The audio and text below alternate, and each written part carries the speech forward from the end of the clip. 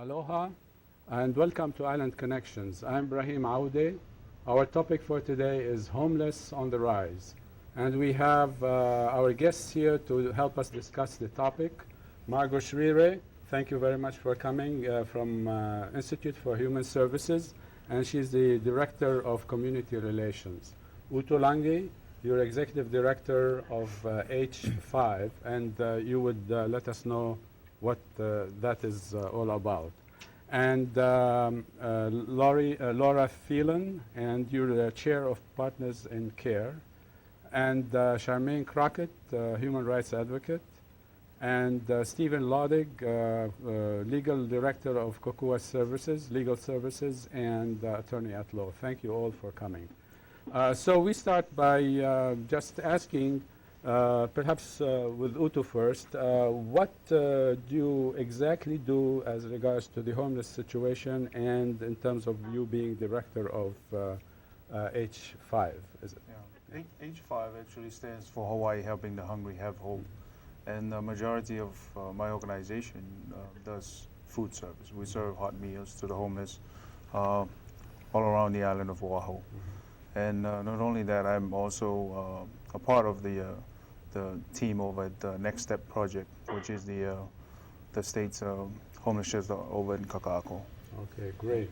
And Laura, do you interface with any of the people on the set here and with other organizations? Everybody. Yeah, well, Partners in Care is a coalition on Oahu that really brings providers, community members, and those who are experiencing homelessness themselves together to discuss the issues of homelessness. And so we interact with everybody here. Yeah. And we were just talking earlier that you and Margot met on the set a few years back. So we haven't worked ourselves out of a job yet, but we hope to. Yeah. 3 years we'll be back and we'll be announcing the end of homelessness. Yeah. So. Yeah, so that's an interesting part. But also, Charmaine, you come from the homeless to the homeless situation from a human perspective, human rights perspective. So could you talk about that a bit? Well, yes, I've worked on housing as a human right internationally. And here, when I moved back home 4 years ago, I started a project called Dialogues on Civilization and wanted a different way of how we speak about issues that affect most of humanity and that a lot of people suffer as a result of it. And so I've taken up certain issues. I took up recently the issue on housing and co-organized and worked with Arts and Marks on a 7-week shelter project in which we had dialogues and a film festival and global initiatives on housing. And so I believe that housing is a human right. Mm-hmm. And I think that we need to speak more about that and that truth. That's right. And Stephen, from your perspective as an attorney, and you serve, you tell us what you do as Kokua Legal Services is a partially publicly funded and partially privately funded private legal aid. So we don't receive federal funds. And we concentrate in a couple of areas, but for our purposes here today, we attempt to prevent homelessness by assisting tenants in public housing at, say, Hawai'i Homes or Kuhio Park Terrace or KPT, from being evicted by public housing authorities.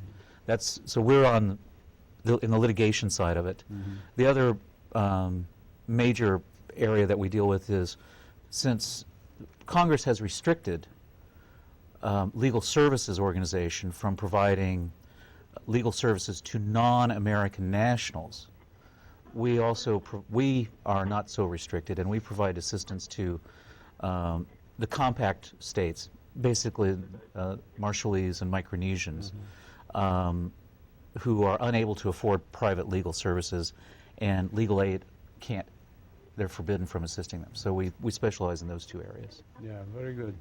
What I want to do now is watch part of a video with Utu in it. We took that video. So we'll watch that and then we'll begin to have discussion around that. The adults, they're okay. They goof around, they're okay. They can survive. But the kids, somebody needs to break that cycle. Somebody saying that there's something wrong going on over here that needs to be broken. And there are two reasons why I'm really passionate about this whole thing. One is that there are two basic human needs. One is rest. You guys like sleeping?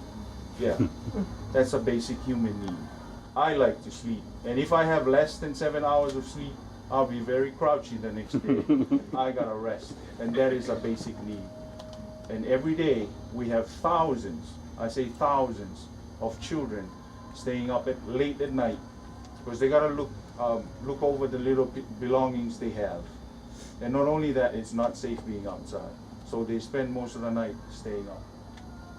And next morning, they're expected to go to school and perform like every other kid that we have. Secondly is something to eat. Same thing, basic human need. I gotta eat if you don't realize that. I like to eat.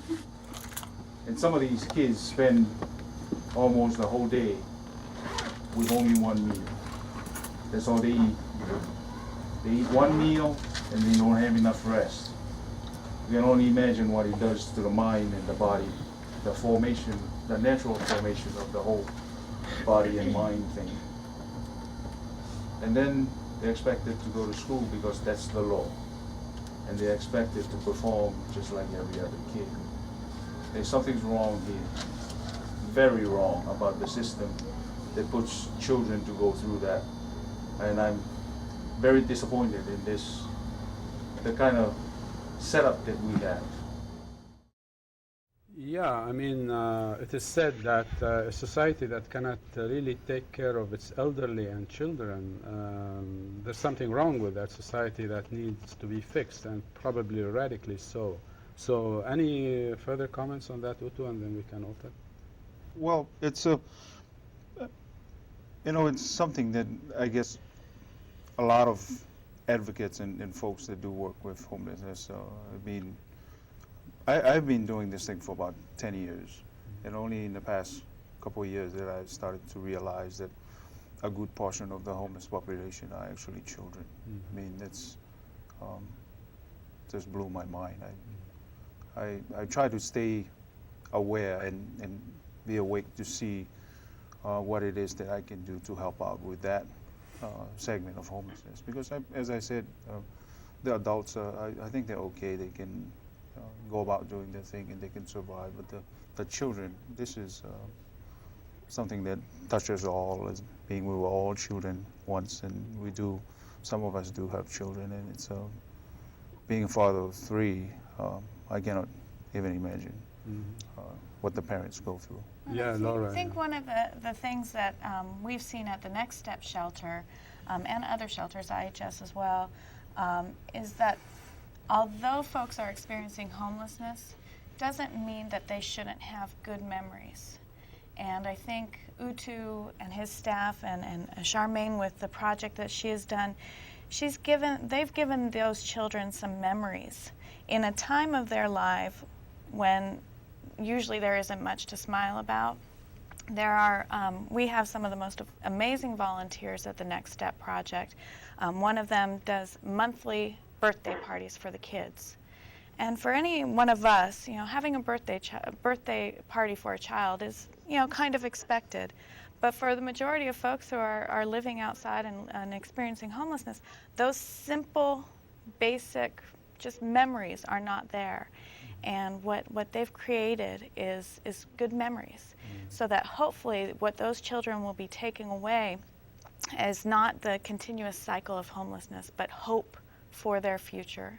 And I think that's one of the most important things that we can do for the children. Yeah, I think it's a crime because, especially towards the children, because children are growing. I mean, nutrition, their mind has to be really nourished in more ways than one, so that they can when they go to school, learn and be able to function and grow up to be adults and useful adults. So I think this is a crime, that society is responsible for, it seems to me, that needs to be fixed radically.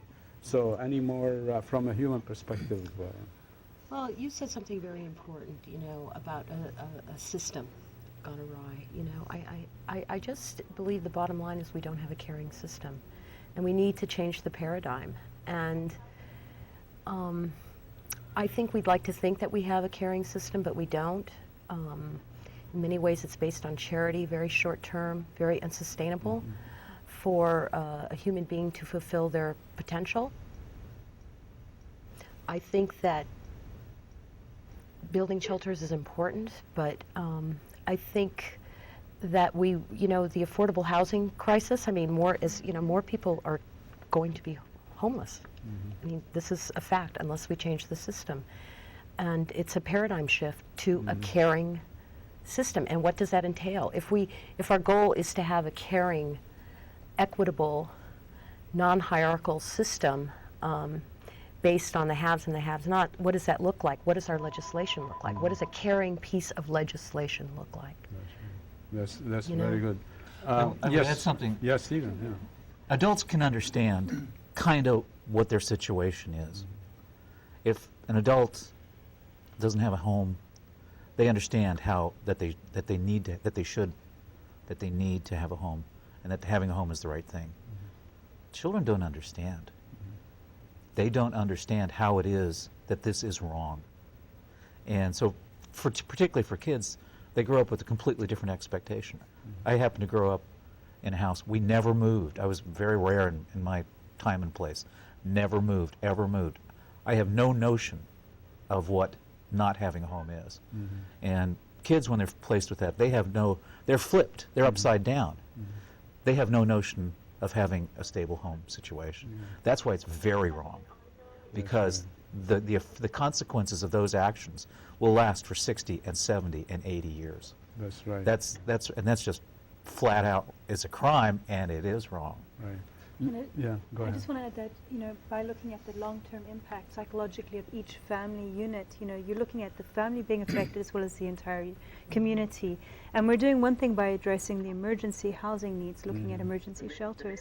But let's look at economics, and let's look at what's really happening in terms of helping this whole generation of people who are struggling with this intergenerational poverty that will then come through to their children, that you probably see reflected in the adults, because you have to look at asset building as well.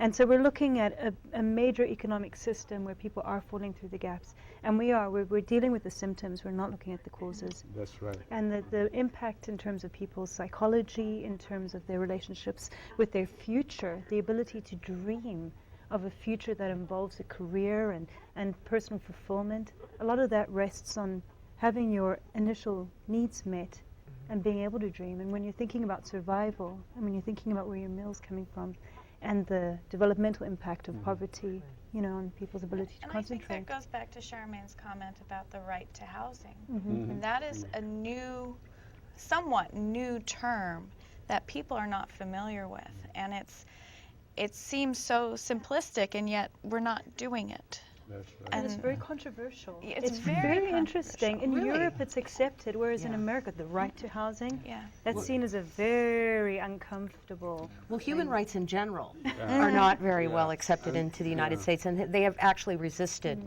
ratifying most human rights conventions, the economic social rights being the number one. And that goes, I'm sorry, that goes to your earlier point about the paradigm shift that needs to be done. Let's go and watch Dolores Foley. I interviewed her, and we continue the discussion after that. One of the things I'd be real interested in is actually doing dialogues with homeless and with community members that are concerned about the issue and policymakers, actually getting a diverse group.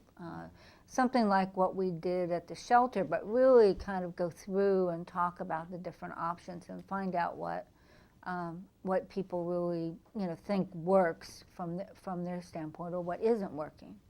Because one of the things we did in the fall in another class, which was a class called Social Policy and Community Planning, we worked with a community group in Waianae called Empower Waianae.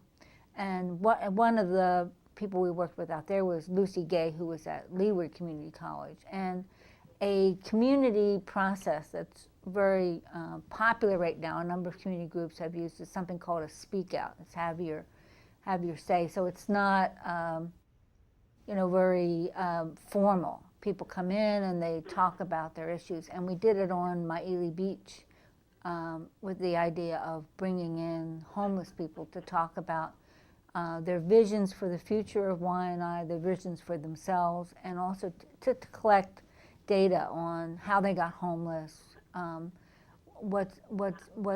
are they doing with their food issues and other issues, and what they think about in general the problem. Yeah, like Dolores Foley, she's having a course on the homeless, and she had a practicum last semester with Carl Kim, also who's the chair of the Department of Urban and Regional Planning. And they did good service that showed the magnitude of the problem itself. So I just wanted to mention that, but also perhaps before we open the discussion, I want to go to another interview with one of Dolores' students, graduate students, Megan Johnson, and she adds something to that we need to look at. The homeless in Waikiki is probably what people typically think of as homeless. It's single older men that carry around their belongings and kind of get in the way. It's kind of the stereotypical homeless that you see. And then I'm taking a homeless class this semester as well, and we went out to Waianae, and that was a completely different group of homeless individuals. I mean, they're all intense. It didn't really appear as though they were homeless, even though you knew they were and they had their belongings. But the way it was set up, it was clean. It was like a campsite. People were friendly. They had some more organization, whereas the homeless in Waikiki were just kind of there on their own, just, I guess, more looking for a handout, and the people in Waianae appeared to be looking more for like a hand up. Okay, so Utu, would you like to comment on what we have seen from your perspective, because you've been doing that? One of the things that I'm again trying to be aware of, and hopefully come up with some way of going about to help in helping people, is that Laura mentioned it, and also Dr. Dolores mentioned the program that they did in Waianae in bringing people over to talk about their vision and their hope. And it is very important because, again, for a culture that actually puts hope high up, that people, to come here with the American dream. Mm-hmm. I mean, there's something, again, that's missing when people, I guess, do not continue to seek out that American dream. Mm-hmm. And it's like the culture have just, with in a nonverbal way, just say out to people that you don't belong here. Mm-hmm. I mean, we feel that the system is telling me I don't belong. Mm-hmm. And so it is very important for programs like that, hopefully, to keep to keep the dream alive, and, keep having people to dialogue about it, and coming from a faith based background and upbringing. The Bible talks a lot about that. There comes a time that the young people will see visions, and old people will dream dreams. I mean, there's no end to that. But it's what I'm experiencing and seeing is that a lot of the folks that are on the streets have lost that hope. And it is, I guess, as important as culture, as also together with our faith, that we can be able to reach that part of homelessness, mm-hmm. to know that a lot have lost hope in mm-hmm. whatever the dream was, So I that is one of the things that I realize, especially with the adults, that part of life have dropped off and have given up. So. Yeah. Stephen, would you like to? Well, the paradigm shift that was mentioned earlier. Yeah.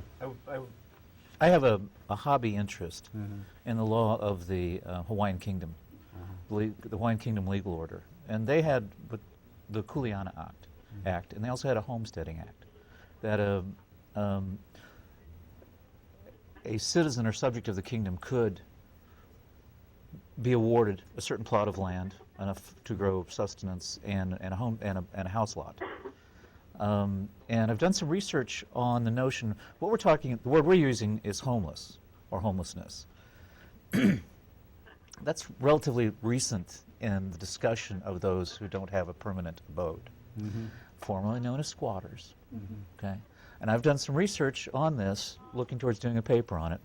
The term squatter begins to be used in public discourse in Hawaiian newspapers 1893, 1894, and begins to be more heavily used 1898, when you have the American invasion and occupation and the removal of folks on the land out of the land by the American occupation forces. The Hawaiian Kingdom government had a plan to house people that was to give them land and a place to grow food. So it's not a paradigm, it's a reshift or a back shift. It's not a new shift, it's nothing new. The Hawaiian Kingdom had a plan for its subjects. Yeah. The Americans didn't. Well, they had a different plan for the subjects. Well, actually, they have homesteading, but anyway, that was for the Haole coming over, yeah. But the American homesteading yeah. resulted from removal of the native population. Absolutely, yeah. Yeah, So so they it's had a a different plan, model. but it's a contradictory plan to the indigenous Hawaiian rights. But I want to say something on this. I think that the kind of paradigm shift that Charmaine perhaps is talking about, the indigenous Hawaiians, as they are trying to reclaim the, planting the taro and all these other agricultural activity, might be able to, we might be able to learn something from them as we're looking at this paradigm shift. You can take a look at the legal order of the Hawaiian Kingdom and see these rights were subjects of the kingdom had these rights. So Hawaiian nationals had the right to pull out their homestead lot, to pull out the kalo patch. And I'm still learning the details of it because it's a historical study in a sense. But those paradigms are there. I mean, those models are there. It just seems that the current government that we have here, whoever the ruling classes are, don't seem to be able to give us competent government or graft-free government. The resources are there. 25% of this island are under military jurisdiction. Well, the space is there. Yeah, this, yeah, absolutely. I mean, AAA agricultural land, the military has 25% of that is mostly AAA agricultural land on Oahu alone. I want to this is a good segue for like the question of homelessness, where we already have like a crisis situation in homelessness. And I was reading the Advertiser Friday, February 9th, and one of the headings is Mayor sell all affordable units, and he's talking about 12 low-income projects and so on. So we were talking a little bit about it earlier. Would you like to comment on that, Margot?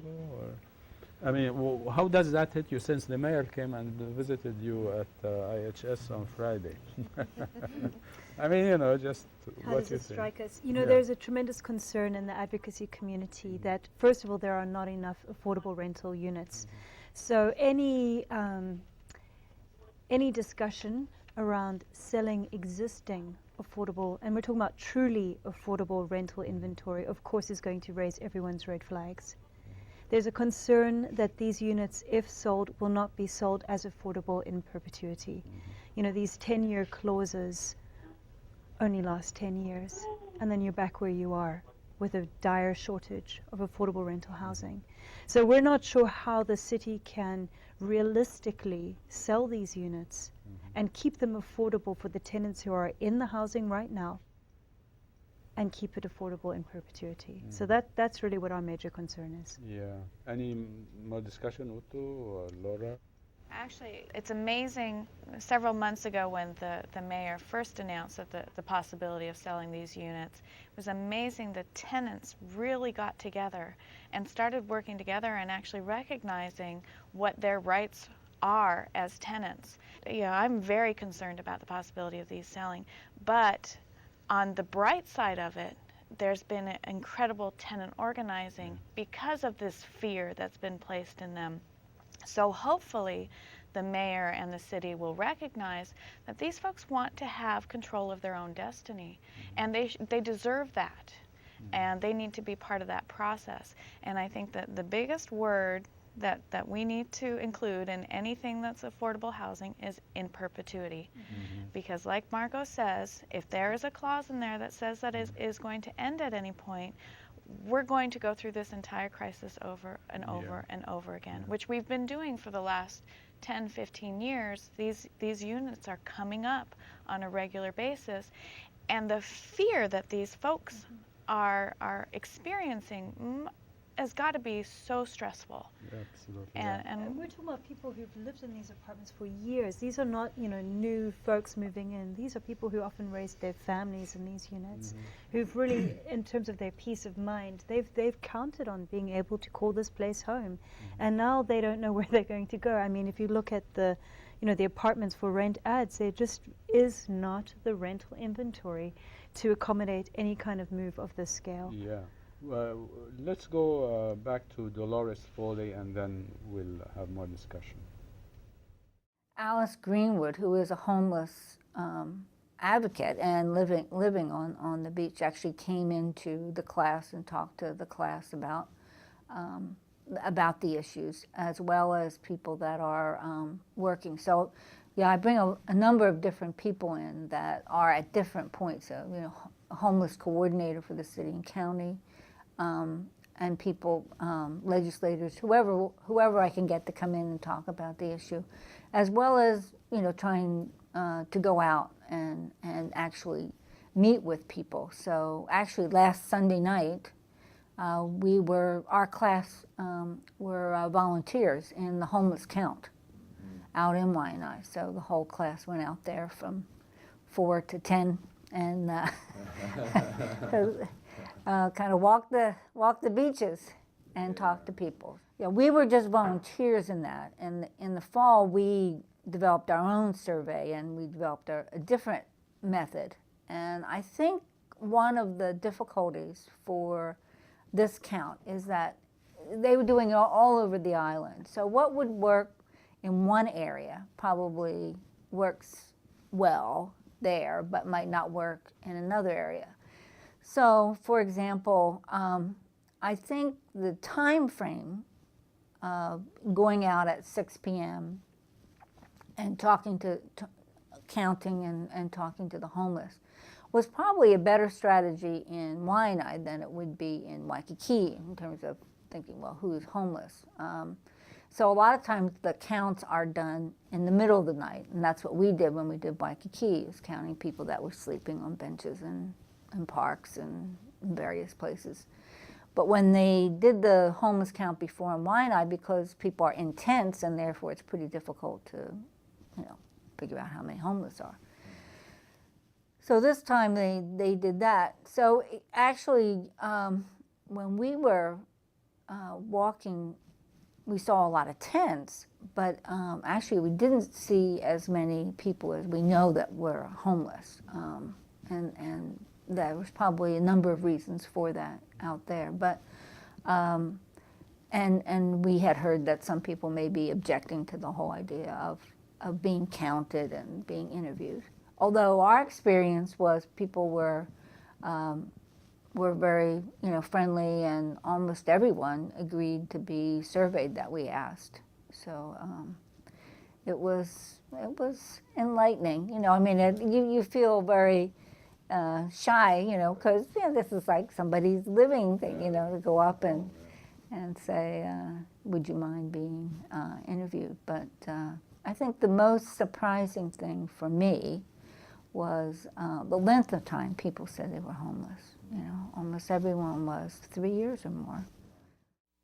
Yeah, I mean, Dolores, I get 2 points from her that are really important. One is the question of how many homeless do we have, in terms of the surveying, because she points out some problems with the city's kind of surveying versus like their surveying that they did, with the class. That's one thing. The other thing is that anyone who wants to talk about the homeless, etc., has to visit with the homeless, help them out, know what the problems are, and perhaps advocate for them in terms of public policy and so forth. So, Rutu, any kind of discussion on that? Well, of course. I mean, the best way to do it, as Dolores mentioned, is to just go out there and help participate in such a project. I think what I'm picking up from her is that, wow, what a good way of making the kids aware of the whole problem. I mean, to take your class out there and do that. And so I'm always for ways to get the word out about the issue of homelessness. And I think what I've seen with her is one way of doing that. And there are a lot more, especially here at UH, students getting more involved with the issue and, of course, becoming a voice for the folks and their needs, whatever their needs may be. Yeah, go ahead. No, I just wanted to say, there's people that are houseless, there's people that are homeless. There are thousands of hidden homeless that are not being counted. And right this very minute, if we think about it, and we just stop for a second, there are tens of thousands of people in this state, maybe a couple 100,000, that are under stress or in fear of losing their home. This is an at this important very point, minute. Yeah. Well, And- and with the point in time counts too, You know. they're used as a tool, and there is no way that we will ever have a perfect count of how many people are outside living, and it's a mandate from HUD in order the Housing and Urban Development Department for us to do these counts, and we do them as best as we can. But you know what? If there's one person or 10 people or 100 people that are homeless, we need to work on that. Yes. And we know that there's an issue. We've been lucky in the sense that homelessness and affordable housing has become a priority issue at different levels of the government. Now we need to go to the next step and actually figure out how we're going to work on the issue. Yes, it's important to do the stopgap measures, but it's more important to look into our future and make sure that this doesn't happen to the next generation. Yes, because the notion of out of sight or out of mind, the hidden homeless, nobody talks about them because they're hidden.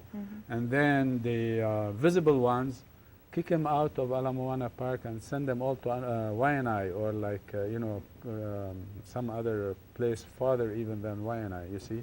So that's not real public policy to do that. Stephen, you wanted to say something. The future is solving this. You're not going to solve the problem. You have to address the problem. We are always going to have a certain percentage of folks that are going to be stressed in their housing. Okay. Privatization is an abandonment of a basic role of governance. If the mayor doesn't want to govern, then he should not be mayor. Yeah. Selling off pieces of what the government should do is not a solution. That's a quitting. He is quitting the game and calling it a win.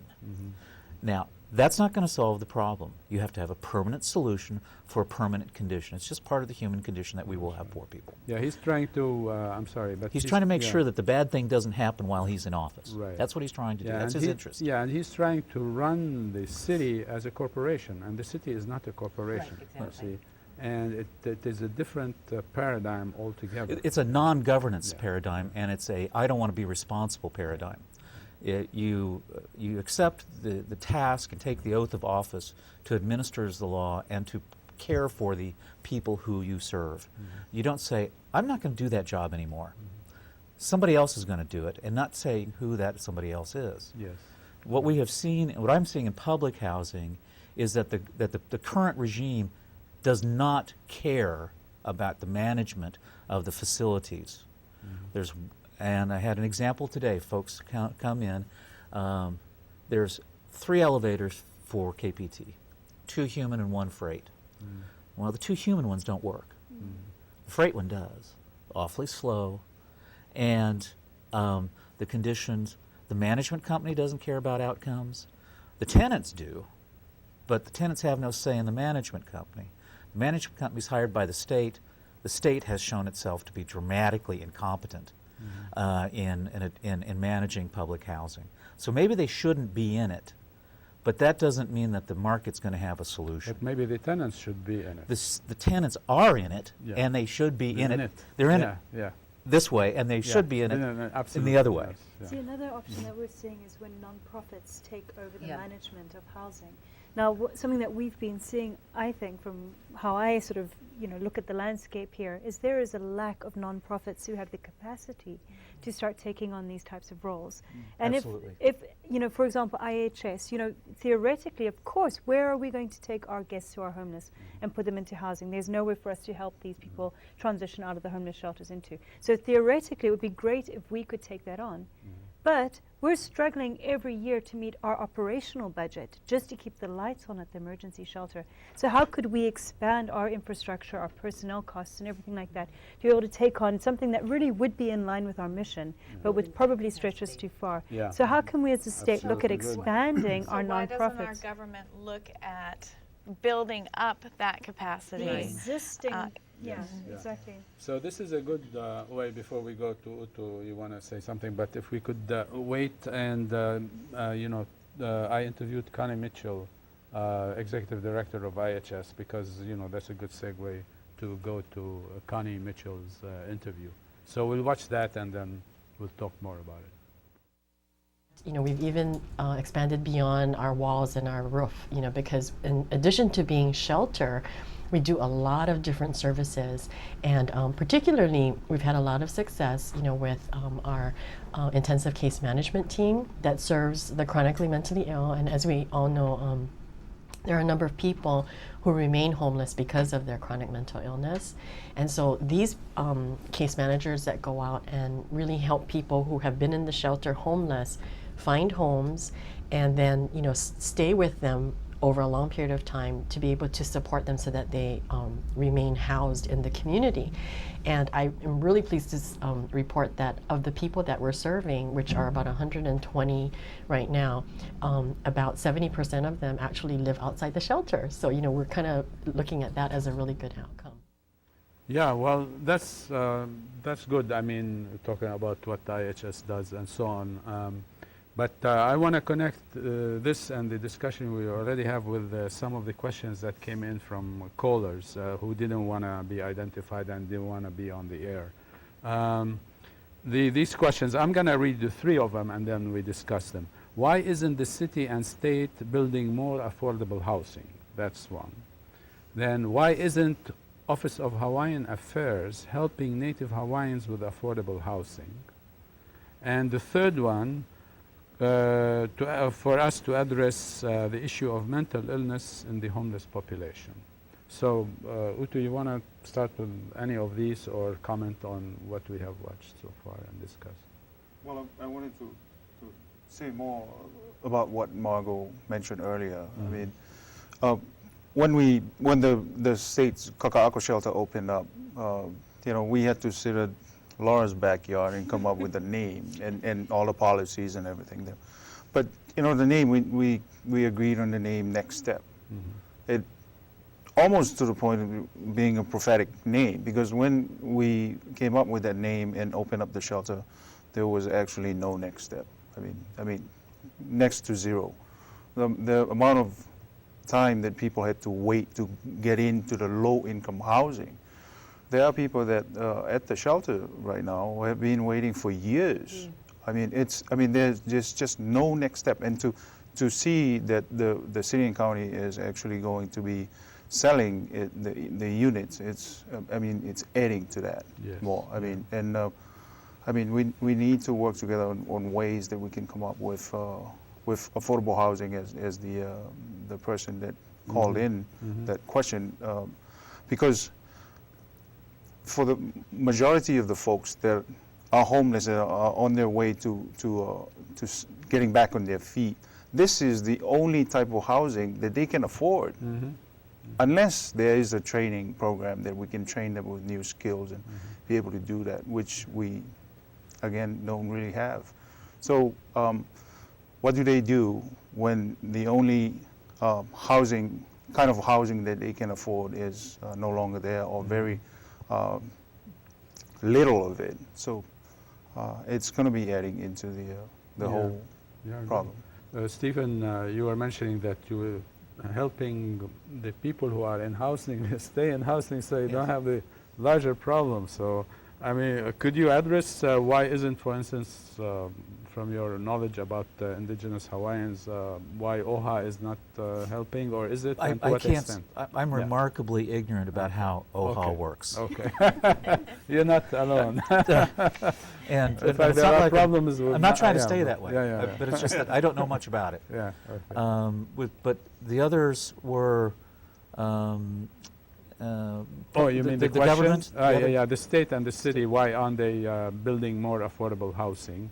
And then about the mental illness, if you want. It seems that, in my experience, a fair percentage of folks with mental illness end up, they have difficulty homeowning in the first place, because it's a big job. And, but so homeowning is problematic in terms of responsibility and ability. But in the public housing, and it gets to the point of being absurd, because I'm going to try to not give any identifiers for a client. But there was a person who was mentally ill, but being treated. And it's a very tough job being poor, because the government makes you earn your living as a poor person by running you around and wasting your time. And the way they do that is to say, I need to have you personally appear at this office and get a signature on this piece of paper, and then take that piece of paper across town to another office on the bus and get it signed, and you have 3 days to do it. And you also, if you're mentally challenged, and you don't take your meds that morning, and you don't feel well, then you have a bureaucracy that is giving, one part of the bureaucracy over here is giving you money because you're not well. Another part of the bureaucracy over here wants your money to pay for your housing. But they want the person who's mentally ill to be the courier for the money over there, and also have possession of it in the meantime. Well, if I'm not mentally well, I'm going to make bad decisions because I have impaired brain function. Okay?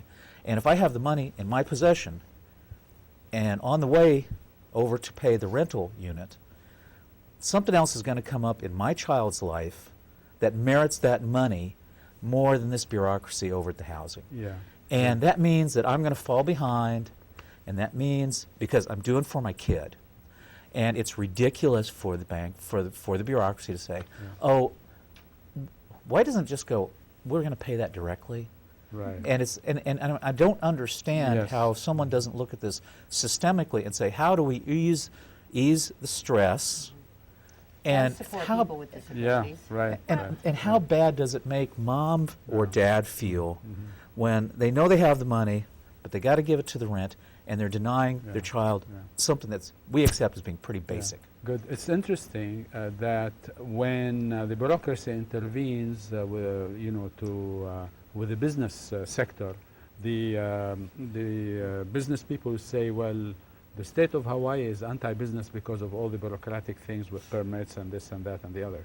But when it comes to the homeless, having to run around, especially the mentally ill, to try and get signatures and this and that, no one says that actually the state is anti-homeless, or anti-this, In regards to folks who have mental illness issues, our state, along with the rest of the country, has gone from one extreme to the other in working with those folks. They've gone from institutionalizing folks who could live out in the community, keeping them locked up for years and years, to the other extreme where they're out on the streets and they don't have the support.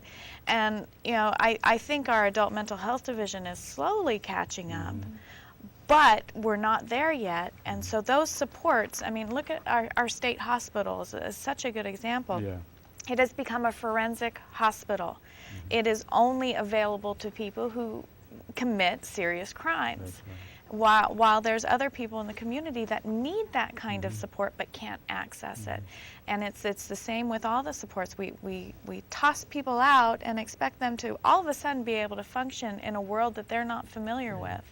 And we're expecting that of everybody, to be able to understand that bureaucracy, to understand that they have to go from here to here. I mean, even with the public housing, you would think that if you're signing up for public housing, you sign up once and you're applied for all the public housing that's owned by the state. That's not the case. You have to go and apply at every other place. I get calls all the time. Our agency is called the Affordable Housing and Homeless Alliance. People constantly call us thinking that we're the state housing authority. And so even that tiny bit of miscommunication is adding to the bureaucracy, Yes. and not enabling people to move forward. Any more discussion on that, Margot? Well, I mean, just going back to Dr. Foley's earlier analysis of the point-in-time count, I mean, I think one way that we can see counts being very helpful is that it does help us, theoretically, if it's done as effectively as it could possibly be done, it does help us identify who is becoming homeless, and so we can get a better snapshot. Because remember, a point in time is just that point in time. It doesn't look at the overall year. You can extrapolate throughout the year, but it's a point in time count. So we can get a sense of, the chronically homeless, the families who are living on the beaches and who are houseless as opposed to homeless and things like that. So from there we can identify the need in the community and hopefully start developing a more cohesive and better funded mental health system so that we can actually help people. You know, Yeah. Are you going to? I want to go to Dolores and then we'll discuss, continue, sorry. One of the things this semester that in terms of getting people to look at the policy issues, one of the assignments of students in the class is to actually follow some of the bills related to housing and homeless, and to submit testimony on that, and to actually kind of follow along what's the process that these bills will take. I want to also go to Megan Johnson, the same graduate student, and then we'll discuss, because these relate to each other. The homeless in Waianae, most of them are working, and a lot of them are having trouble getting to work. So transportation is an issue, how to get there efficiently. I mean, most of them have children. They got to get them to school, and they have to get to work, and they have to be back in time to take care of the kids and prepare everything. And I think in Waikiki too, a lot of the people that we talked to, their services, but they all thought they were too far, and they couldn't get to them. So trying to figure out a way where they could get the services that they need. There's only so many outreach workers on the island, very, very small number, and for them to have to go to everyone is really difficult. So to be able to figure out a way to get transportation to the homeless so that they could get the care and services that they need. Yeah, so I just wanted to have this shown because of the notion that homeless don't work and lazy and all that. Yeah. Well, you know, she talked about, a lot of houseless and homeless people work. And this raises the issue for me. You can't look at these issues without looking and addressing other issues. And we have to stop compartmentalizing. We have housing over here, hunger over here, we have wages over here, when they're all interconnected. I believe that we need to move from a defensive posture to a prevention. We're always on the reacting to things after they happen. We have to talk and analyze and take action with multi-stakeholders how to prevent houselessness. We have to look at maybe not having an excise tax on food and medicine.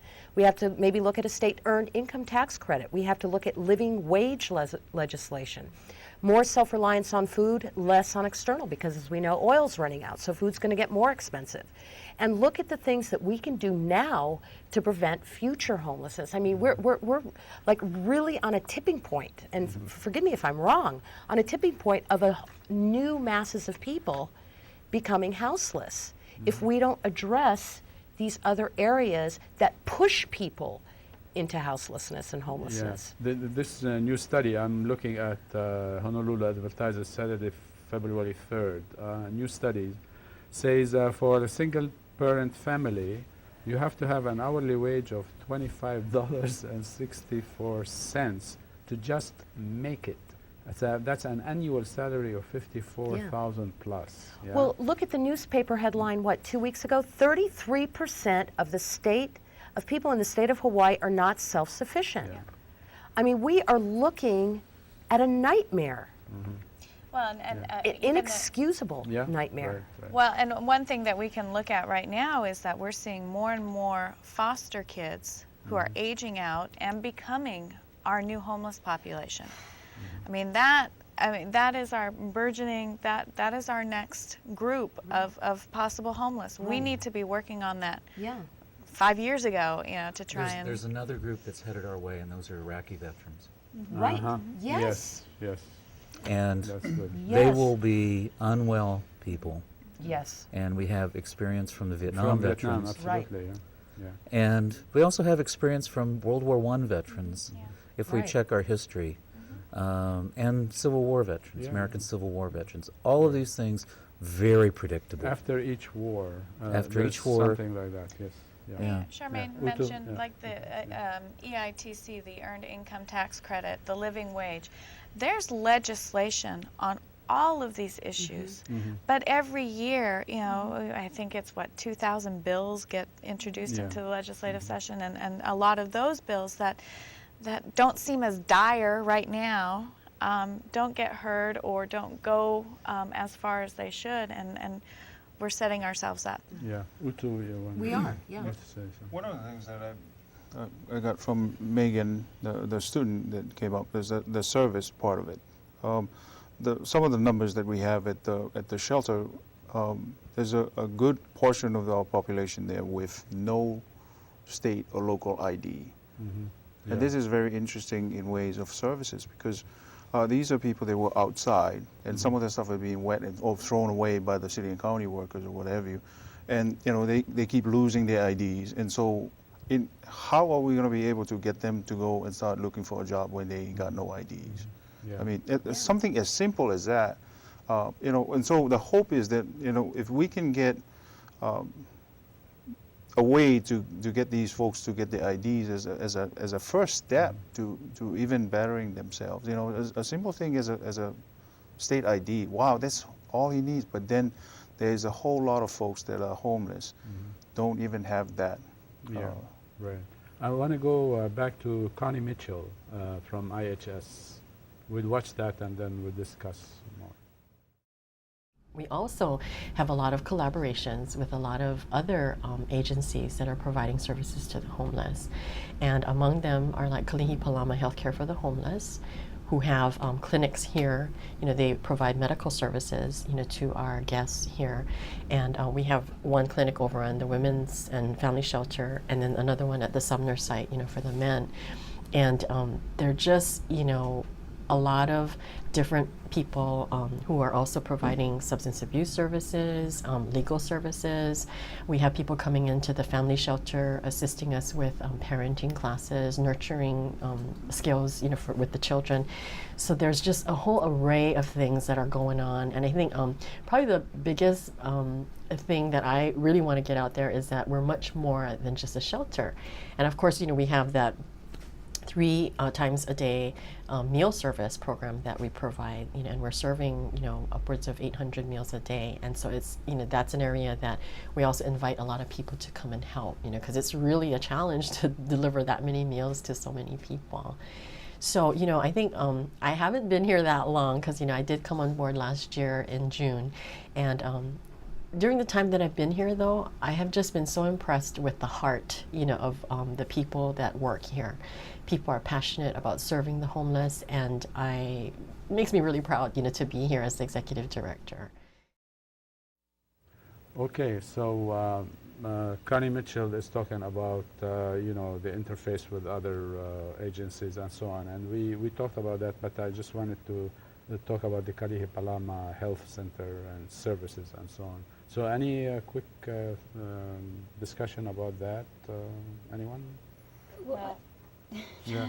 I used to be an outreach worker and the program coordinator over at Healthcare for the Homeless Project, and it's an amazing group. And like Connie was saying, so many of the people have the heart. There's just not enough. And I think what I'm hearing here tonight, and which is what's been ongoing, is there isn't one solution, and there's not one direction that we need to go. It's not just focusing on the stopgap measures. It's not just focusing on the future. It's a combination, and trying our best to meet the needs of the people out there, and really making sure that housing is not something that people have to struggle for, but that it's available. Yeah. Anything else? Well, you know, there's partnering with other agencies. I really liked what she said. And then I'm reminded of what Pua Burgess said the other day. She was one of the speakers on a dialogue on looking deeper into what community and home is with Kaleo, and one of our dialogues at the Arts at Marks. And Pua was talking about how she was working with houseless people out in Waianae, and a lot of them had developed a business plan to start a business. And 5 of them, I guess she told the stories about the 5 business plans. Some of them only needed like $1,000 to start their business. Brilliant businesses. We just have to come up with $10,000. So I talked to a guy today who really wants to maybe start a microcredit program.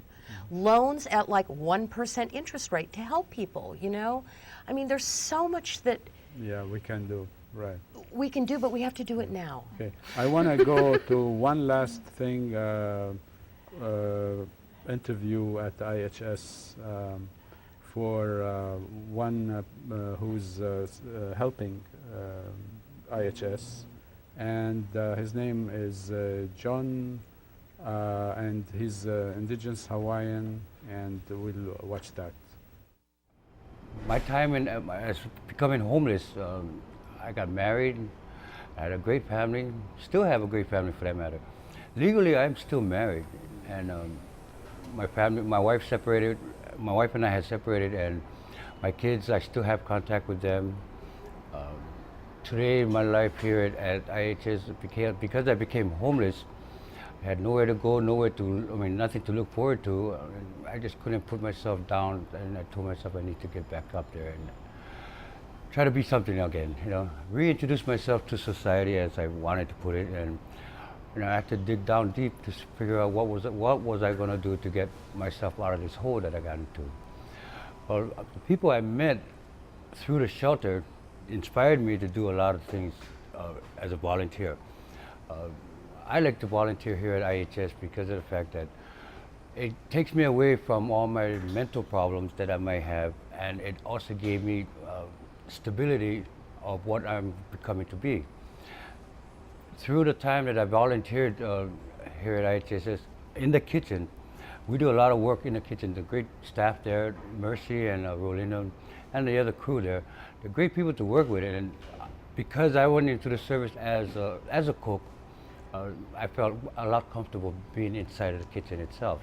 So my volunteer work is basically there in the kitchen. Through that, I've been doing a lot of other things as well, through the kitchen, through operations, and through other areas as far as IHS is concerned. Okay, we're flat out of time, but I want to thank Richard Ribuka and Ula Hessager for taking the video shoots at Next Step Shelter. I want to thank you all for coming here and helping us doing this discussion. And thanks for our viewers, and see you next month. Mahalo.